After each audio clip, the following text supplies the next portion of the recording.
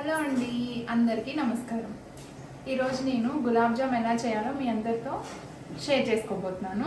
Last time ఒక video పెట్టాను కదా, అందులో గులాబ్ జామ్స్ టిప్స్ అండ్ ట్రిక్స్తో ఎలా చేయాలో చెప్తానని చెప్పాను కదా. సో ఈరోజు ఎలా చేయాలో చూసేద్దాం. కమాన్.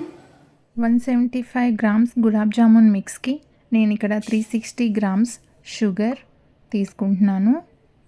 యాక్చువల్లీ మనకి లేబుల్ మీద అయితే ఒక 800 గ్రామ్స్ 600 గ్రామ్స్ అలా ఇచ్చినా కూడా అంత షుగర్ అయితే నేను తీసుకోను. షుగర్ ఎక్కువ తినే వాళ్ళైతే తీసుకోవచ్చు. ఇంకా షుగర్ ఎంత అయితే తీసుకున్నానో అంతే క్వాంటిటీ వాటర్ తీసుకున్నాను.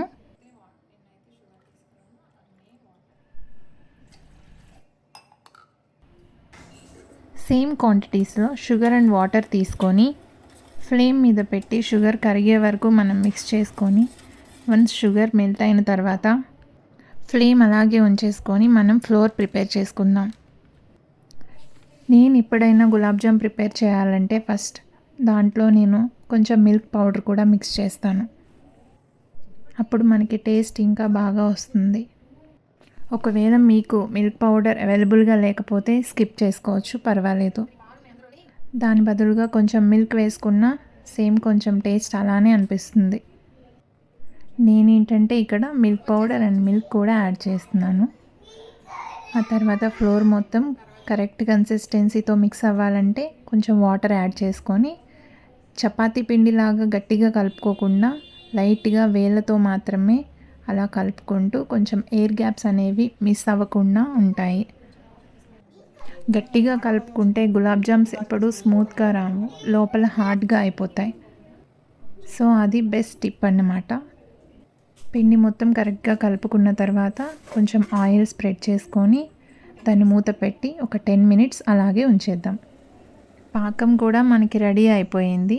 ఒక 10 మినిట్స్ తర్వాత మూత తీసి ఫ్లోర్ని గట్టిగా కాకుండా స్మూత్గా మిక్స్ చేసుకొని హ్యాండ్కి కొంచెం ఆయిల్ కానీ నెయ్యి కానీ రాసుకొని మనకి కావాల్సిన సైజ్ తీసుకొని బాల్స్ లాగా చేసుకొని పక్కన పెట్టుకోవాలి.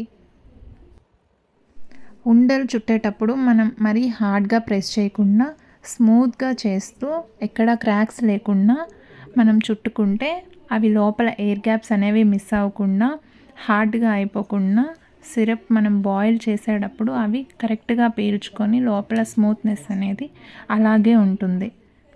ఇలా మనకి కావాల్సిన సైజులో ఉండలన్నీ చేసుకొని ఆయిల్ని ముందే హీట్ చేసి పెట్టుకోకుండా మీడియం లెవెల్ వరకు హీట్ అయితే సరిపోతుంది. ఆయిల్ బాగా హీట్ అవ్వకుండా కొంచెం బబుల్స్ లాగా వచ్చినప్పుడే మనం ఈ ఉండల్ని ఒక్కొక్కటిగా అందులో వేసుకుంటే అవి స్లోగా ఫ్రై అవుతూ ఉంటాయి. ఆయిల్ బాగా హీట్ అయితే ఉండలు వేయగానే బ్లాక్ కలర్ వచ్చేసి లోపల ఫ్రై అవ్వదు. అప్పుడు తినడానికి కూడా మనకి టేస్ట్ అంత బాగా అనిపించవు. ఉండలు వేసినప్పుడు మనకి కొంచెం అందులో గరిటెతో కదుపుకునేంత స్పేస్ ఉండేలాగా వేసుకోవాలి. కంప్లీట్ మొత్తం సరిపడినన్ని వేసేస్తే మనకి కదుపుకోవడానికి ఉండదు. అప్పుడు ఉండలు ఒక్కొక్కటి టచ్ అయ్యి క్రాక్స్ వచ్చేస్తాయి. అలాగే వేసిన వెంటనే ఉండల్ని కదపకూడదు. ఇప్పుడు చూడండి ఇవి ఎంత రౌండ్గా కనిపిస్తున్నాయో. సో స్టెప్ బై స్టెప్ అన్నీ ఫాలో అయ్యి కరెక్ట్గా చేస్తే మనకి పర్ఫెక్ట్ గులాబ్ జామ్ అనేది రెడీ అవుతుంది.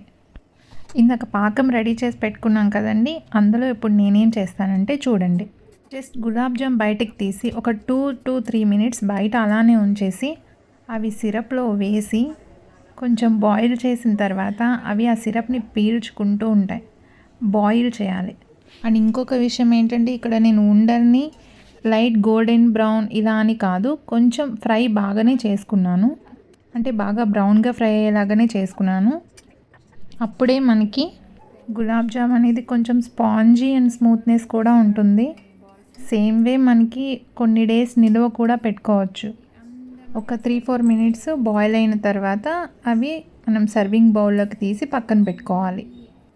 ఉండల్ని పక్కకు తీసి పెట్టుకున్న తర్వాత మిగిలిపోయిన పాకం కూడా వాటి మీద వేసేసుకొని మూత లేకుండా పక్కన పెట్టేసుకుందాం.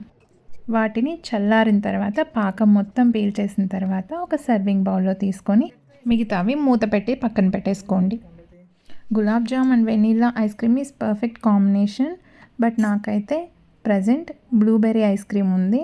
సో నేను ఇది ట్రై చేశాను. మీరైతే వెనీలా ఐస్ క్రీమ్తో ట్రై చేయండి, టేస్ట్ చాలా బాగుంటుంది. బట్ ఎనీవేస్ గులాబ్ జామ్ అయితే పర్ఫెక్ట్, స్పాంజినెస్ అండ్ వెరీ స్మూత్. తప్పకుండా మీరు ట్రై చేసి ఎలా వచ్చిందో నాకు కామెంట్స్లో షేర్ చేయండి.